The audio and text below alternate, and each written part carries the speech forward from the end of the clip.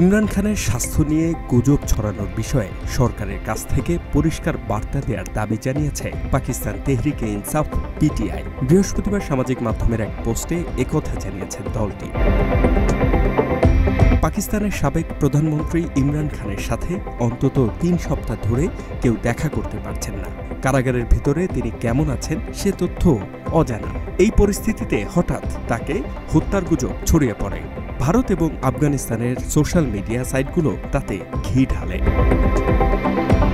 বুধবার ভারতীয় সংবাদ মাধ্যম এনডিটিভির প্রতিবেদনে বলা হয়েছে, ইমরান খানের মৃত্যুর গুজবের মধ্যে আদিয়ালা কারাগারের সামনে বিক্ষোভ শুরু করে মানুষ। সেখানে তার ৩ বোনকে পিটিয়েছে পুলিশ। পিটিআইয়ের এমন অভিযোগে বিক্ষোভ নতুন মাত্রা পেয়েছে। সাথে বাড়ছে ইমরানের শারীরিক অবস্থা নিয়ে উদ্বেগ, আর তথ্যের অপর্যাপ্ততায় বেড়েই চলেছে গুজব।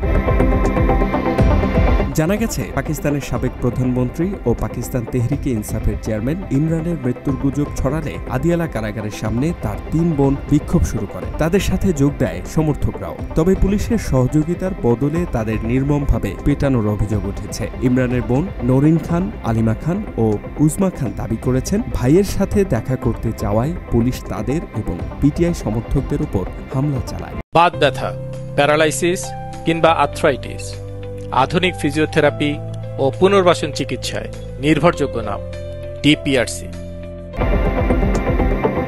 ইমরান ২০২৩ সাল থেকে রাওয়ালপিন্ডির আদিয়ালায় বন্দী। তার বোনদের অভিযোগ, গত ৩ সপ্তাহেও ভাইয়ের সাথে সাক্ষাতের অনুমতি পাননি। এজন্য কারাগারের সামনে শান্তিপূর্ণ অবস্থান নিলেও পুলিশ আকস্মিকভাবে লাঠিপেটা শুরু করে। পিটিআইয়ের পক্ষ থেকেও একই কথা বলা হয়েছে। এ বিষয়ে স্বাধীন তদন্তের দাবি জানিয়েছে দলটি।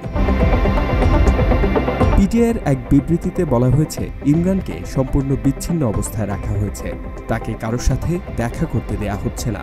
এমনকি বই, প্রয়োজনীয় জিনিসপত্র এবং আইনজীবীদের সাথেও দেখা করার অনুমতি সীমিত করা হয়েছে।